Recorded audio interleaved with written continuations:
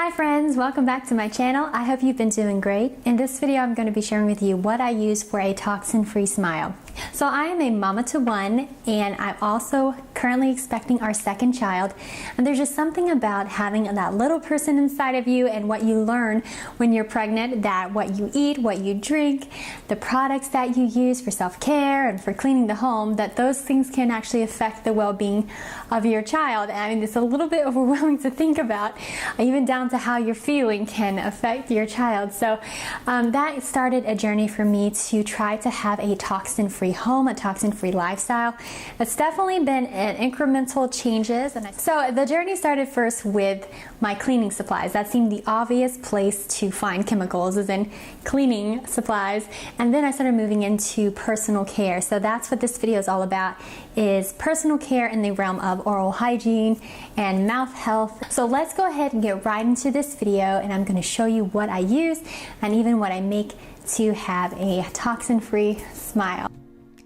So the first tool that I use is this copper tongue scraper. I use this before I brush, and tongue scraping is done in other parts of the world. It's starting to gain popularity here in the United States, and you basically start at the back of your tongue with this U-shaped tool and you scrape forward, and that removes bacteria. Our tongues collect a lot of bacteria, and if you don't get that very clean, like even more than brushing with a toothbrush, that bacteria is just kind of hanging out in your mouth and it's not good for your teeth. So I bought mine from this brand called Wowie on Amazon. I have an affiliate link below. And like I said, it's pure copper, so that is an antibacterial naturally. So to me, that's the best material to get your tongue scraper from. You can buy them on eBay for cheaper, but I'm not sure about the quality of those.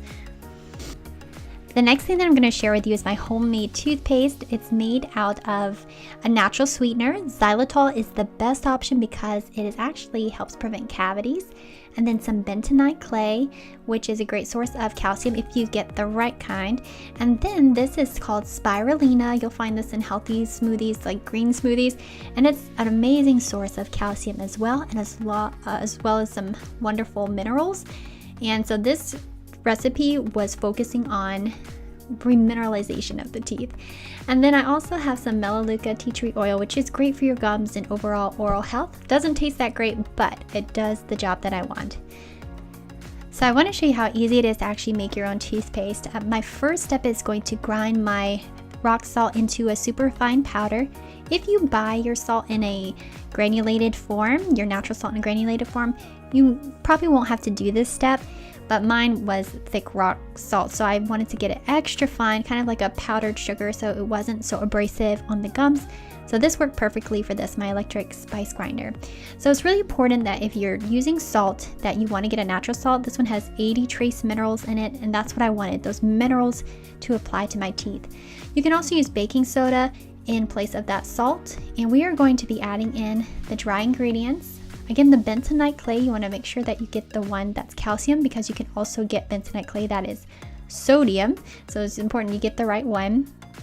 And now that we have our dry ingredients together in the spirulina, we are going to mix this together. And basically, to make your own toothpaste is super easy. You just have to have the right ingredients on hand, and they're very easy to get a hold of if you shop online. And I'll have some resources below. So now I'm going to be adding in my essential oils, and I'm adding it in at this stage while it's still in a powder form so that it mixes well into the toothpaste and doesn't run into any issues with mixing with the water.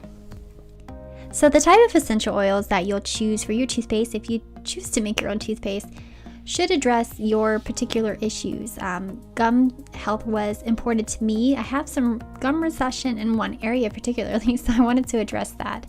Now you can keep your toothpaste actually in a powder form, so not a paste, and store it that way. I'm going to go ahead and mix some water with mine to make it into an actual paste. The benefit of keeping it as a tooth powder and mixing in water as needed is the extended shelf life. You can just mix all the powder stuff together and just keep it in a bottle until you need to mix them up to brush your teeth. And I think probably using just some filtered water in a bottle under the sink would be a great option. So you can see how well this comes together into a fluffy toothpaste.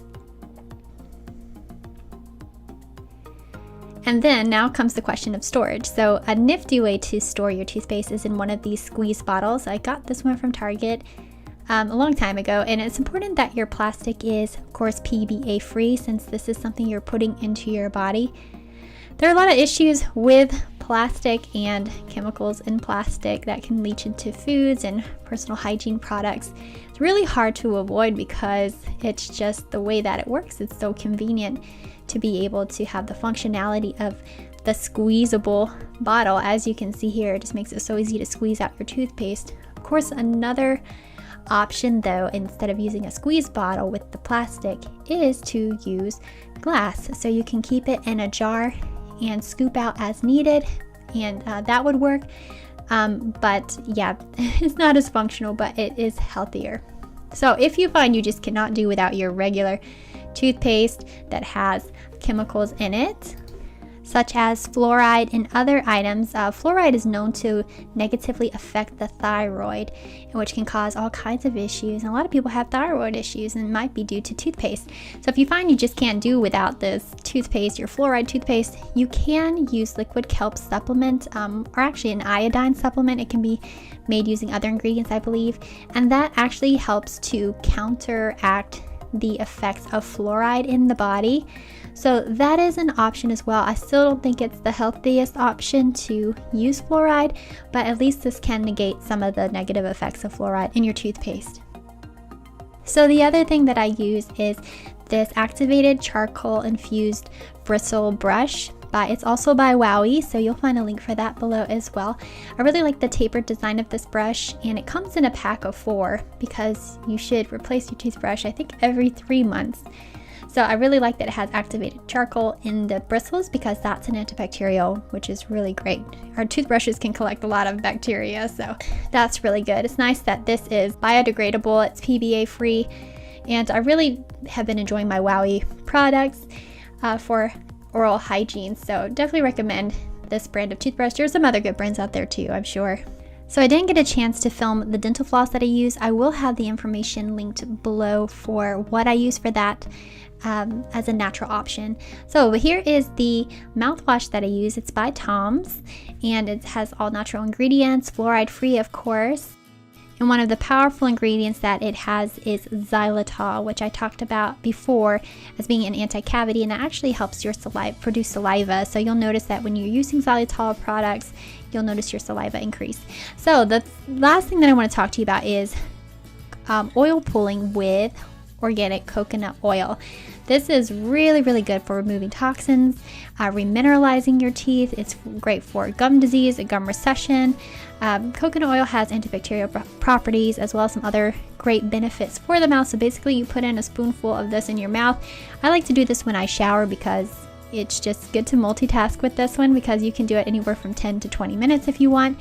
If you don't have that much time, that's fine. I think you still see benefits if you even did it for, 3 to 5 minutes every day. People have seen amazing benefits. It can also whiten your teeth naturally. So I think you'll really notice a difference. If you take a 30-day oil pulling challenge and you took a before and after photo, I would love to see how that came out for you. You can tag me on Instagram if you want. I would love to check that out. Well, friends, thank you so much for joining me in this video today. I hope you were inspired and got some tips from learning what I've discovered and what I've been using. And if you have anything you'd like to share with me, please comment below.